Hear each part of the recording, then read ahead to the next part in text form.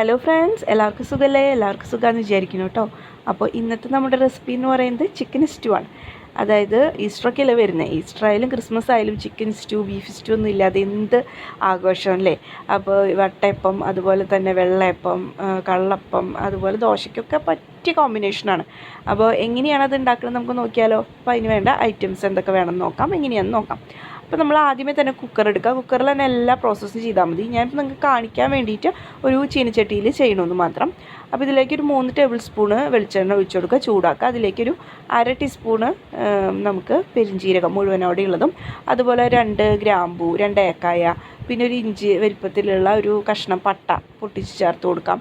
അതുപോലെ തന്നെ തക്കോലത്തിൻ്റെ ഒരു പകുതി ചേർത്ത് കൊടുക്കാം.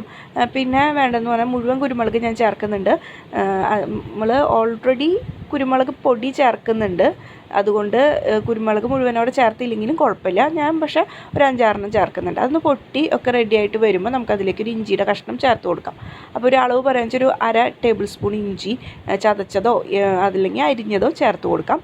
അത് കഴിഞ്ഞിട്ട് നമുക്കതിലേക്ക് സബോള, ക്യാരറ്റ്, പൊട്ടറ്റോ, അതുപോലെ തന്നെ പച്ചമുളക്, കറിവേപ്പില ചേർത്ത് കൊടുക്കാം. അപ്പോൾ ഒരു വലിയ നമുക്ക് സബോള അരിഞ്ഞ് ചേർത്ത് കൊടുക്കാം.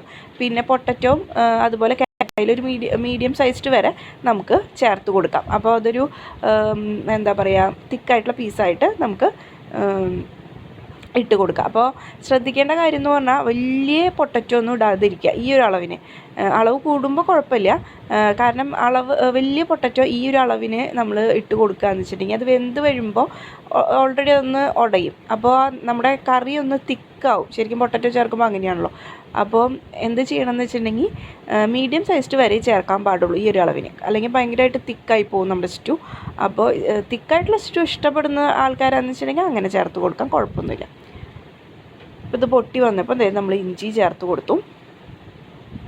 2 വലിയ പച്ചമുളകും അതും ഈ പറഞ്ഞ പോലെ തന്നെ നമുക്ക് ഒന്ന് കീറി ഇട്ട് കൊടുക്കാം.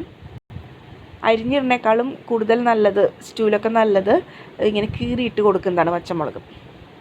അപ്പോൾ ഇഞ്ചി ഒന്ന് ചെറുതായിട്ട് ചൂടാക്കിയെടുക്കുക. ഇതിലേക്ക് സബോള, ക്യാരറ്റ്, പൊട്ടറ്റോ, അതുപോലെ തന്നെ പച്ചമുളക്, കറിവേപ്പില ഒരു തണ്ട് കറിവേപ്പില ഇട്ട് കൊടുക്കാം. ഇനി ഇതൊന്ന് ഇളക്കി കൊടുക്കുക. നന്നായി ഇതൊന്ന് വഴണ്ടി വന്നതിന് ശേഷം മാത്രമേ ചിക്കൻ ചേർക്കാൻ പാടുള്ളൂ. അപ്പോൾ ഇതിലേക്ക് കുറച്ച് ഉപ്പ്, ഒരു 1/4 ടീസ്പൂൺ ഉപ്പും അതുപോലെ തന്നെ ഒരു 1-1.25 ടീസ്പൂണ് നമുക്ക് കുരുമുളക് പൊടിയും ചേർത്ത് കൊടുക്കാം.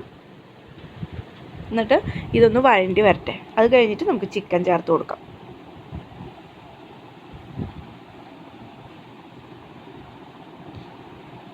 പിന്നെ ഇതിന് മുൻപായിട്ട് നമ്മൾ വെക്കേണ്ട കാര്യം എന്ന് പറഞ്ഞു കഴിഞ്ഞാൽ നാളികേരപ്പാൽ, അതായത് ഇപ്പോൾ ഒരു വലിയ തേങ്ങയുടെ അരമുറി തേങ്ങ ചെരുകി വയ്ക്കുക. അതിൻ്റെ നിന്ന് 2-ാം പാലും 1-ാം പാലും എടുത്ത് വയ്ക്കാം.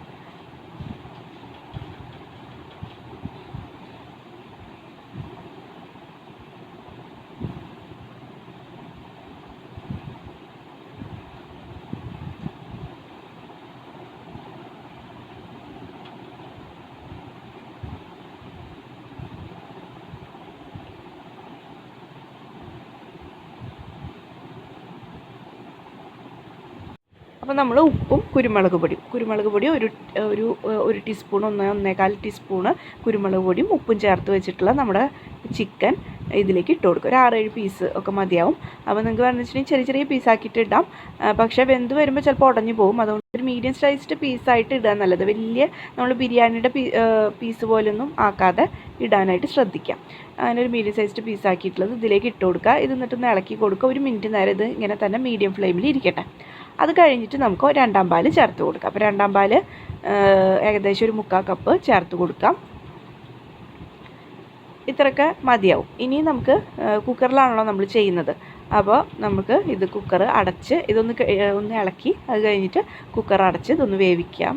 അത് കഴിഞ്ഞിട്ട് ബാക്കിയുള്ള ഐറ്റംസ് ചേർത്ത് കൊടുക്കാം.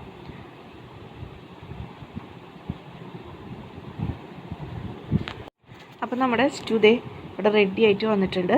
അപ്പോൾ ഗ്രേവി അതായത് കുറച്ച് വാട്ടർ കൂടുതലാണ്, വെള്ളം കൂടുതലാണെന്ന് വെച്ചിട്ടുണ്ടെങ്കിൽ കുറച്ച് ഇത്തിരി വേണമെന്ന് വെച്ചിട്ടുണ്ടെങ്കിൽ ഒന്ന് കുറുക്കിയെടുക്കാം, വേണമെന്ന് വെച്ചിട്ടുണ്ടെങ്കിൽ ഒന്ന് വറ്റിച്ചെടുക്കാം. പിന്നെ അതിൻ്റെ ആവശ്യമൊന്നുമില്ല, കാരണം ഇത് ഇരുന്ന് തന്നെ കുറച്ചിങ്ങനെ എന്താ പറയുക കുറച്ച് വറ്റി വരും. അപ്പോൾ ഏകദേശം ഈ ഒരു പരുവെത്തുമ്പോൾ നമുക്ക് ഇതിലേക്ക് 1-ാം പാൽ ചേർത്ത് കൊടുക്കാം. ലോ ഫ്ലെയിമിലാക്കാം, 1-ാം പാൽ ചേർത്ത് കൊടുക്കുക. 1/2 കപ്പ് 1-ാം പാൽ മതി. എന്നിട്ട് ഇതിപ്പോൾ ഇളക്കരുത്, നമ്മൾ തീ ഓഫ് ചെയ്യുക. അത് കഴിഞ്ഞിട്ട് നമുക്കൊരു 5 മിനിറ്റ് കഴിഞ്ഞിട്ട് ഇതൊന്ന് ഇളക്കി കൊടുക്കാം.